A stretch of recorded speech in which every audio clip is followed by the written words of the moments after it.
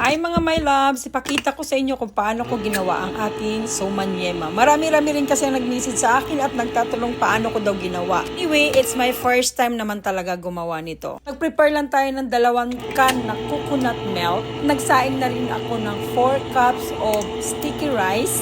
Ready na rin siya. At pagkatapos niyan, ilalagay natin yan siya sa ating kawali dahil maggagawa po tayo ng ating latik. 1/2 cup of brown sugar lang po para hindi po siya masyadong matamis. Ibabalance po natin kasi mahirap na sa sobrang matamis. Mag-iingat po tayo. Ito pag-ibig na sobrang tamis. At ayan na, nilagyan ko na lang din siya ng OB food coloring para magkaroon din siya ng magandang kulay at makulay na buhay. At pagkatapos niyan, itatransfer na rin natin at ihulog natin ang ating suman. Sticky rice at kailangan paghalu-haluin natin siya ng mabuti para magpantay ang kanyang kulay. Bakit perfect ba? Para naman maganda ang ating presentation.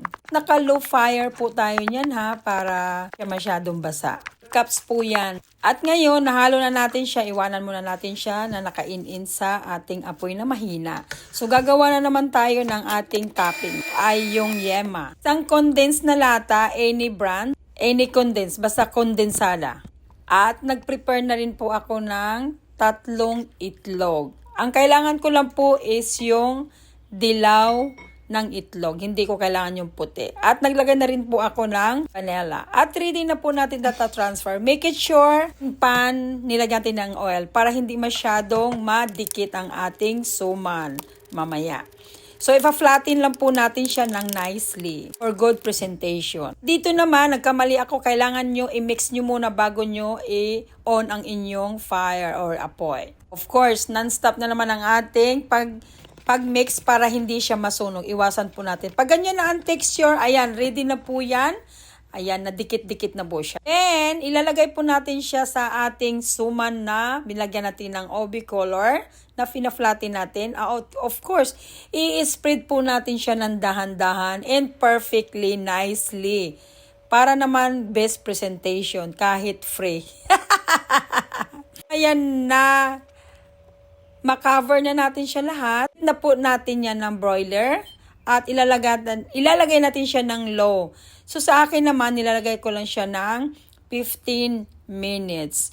So, pagka 15 minutes, kailangan lang kasi natin masunog ang kanyang ibabaw.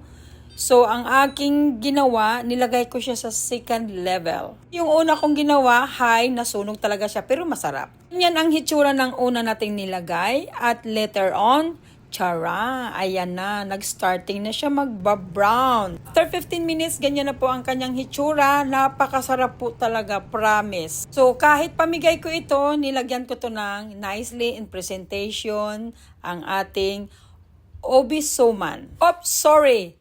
Suman yema pala. Ayan. Hopefully, magustuhan nila dahil wala na naman akong maiwan ito para sa sarili ko. Pero gagawa na lang din ako. Guys, thank you for watching. Yung mga ingredients po, ilalagay ko po sa comment section.